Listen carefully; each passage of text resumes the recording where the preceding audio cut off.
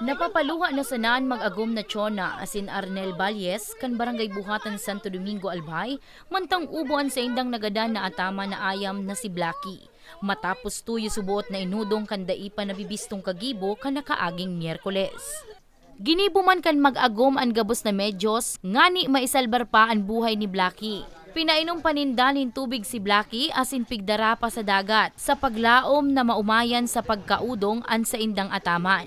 Alagad sa huri, binawian man sa nanin buhay. Sabi ni Chona, mabuot, mapinadaba, asin masinunod na ayam si Blacky, kaya daidaanin dahunaon na makukuha ining udungon. Kang time nitong mamaaga po, nagpigbuhian ko po siya, nakasunod ako. So bandang sa hagdan na po, nakamati po ako kiihi. Sabi ko, Blacky, inot na ka mo, duman sa puro. Tamasunod na lang si nanay. Maihi ko na si nanay, mabalik man sana ako. Iyon na ito, sabi ni kang hipag ko. At yung na ngaya, si Blacky ngaya, nagdidiwal ngaya. Dari nga minakaon ngaya. Tapos itong nag-ano-ano na ngaya, sigari baga nalulula na siya. Nagsasayasay na. Tapos, iyon na po ito sa pinuunan na tarakigan na siya. Pigbukod ni siya, arayon. So dalagan niyang nagsasayasay siya, ano-ano siya. Arami talaga, inudong ito. Daiman maibitara ni Chona na daimadagit, urog pata, baku daa ini ang primerong bes na nagadanan siya nin ayam dahil sa pang-uudong. Sa totoo lang po, madam, dawa, si Seding di makataram. Kung gano'n kapanaba, ang pagpanaba ko kay Blacky, hanggang ngunyan, di pa ako nahuli, hanggang kulog kibuot. Grabe, ang kulog kabot, di ako nagkakaon. Halos pag mapiyong ako, nahihiling ko siya. Nasanay kaya ako, madam, na kataning ko siya eh. Sa totoo lang talaga, kung hanggang inataman mi siya, kataling ko talaga siya, perme. Kaya grabe talaga ang kulog kambot ko. Di ako nagkakaon. Di nga na ako nakatrabaho kay Duwang Aldaw. Ngunyan. Dahil grabe nga na ang kulog kambot ko.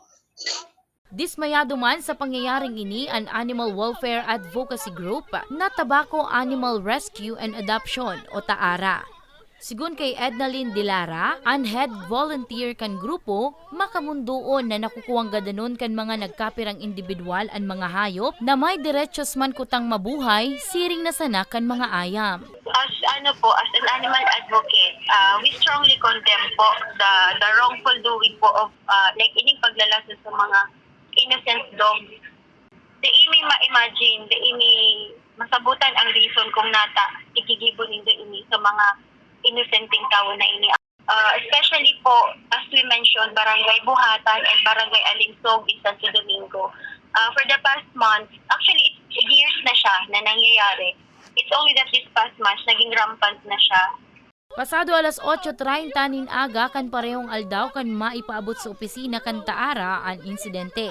Dagdag pa niya, haros sunod-sunod ang naipaabot sa indang insidente nin pang-uudong sa mga atama na hayop na sa inda naman na ikinakahandal. Nakaulay na po kami na sa barangay official dyan sa Barangay Alingsog. Ang statement niya po is, haloy mi na po ngaya iyan na muyang haraligon ang mga stray dogs dito sa barangay ni. Di ilang ngaya po, pikukuakang munisipyo. Yan po. So, nata kaya nagpara-aratamal sinda kang mga ini na dai maninda kayang panindugan. And dai po nila nagsasabutan na once ining mga ayam, ining mga ikos, ipinakuata sa munisipyo, automatic po ini, masasubject po ini sa euthanasia.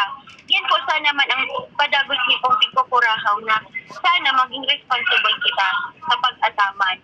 And kung igaman po kitang nahihiling na mga ayam, mga ikos na nagbabalaw-bagaw, bugawon ta na lang po kung abot sa inda, dai na pagkulugon. Mientras tanto, basado sa Republic Act 8485 o Animal Welfare Law, pwede sir na makulong nin 6 na bulan, sundo 2 taon asin pagmultahon nin 1,000 pesos sundo 5,000 pesos ang sisay man na madadakop o mapapatunayan na nagkaigwanin pagbalgar sa nasabing lay.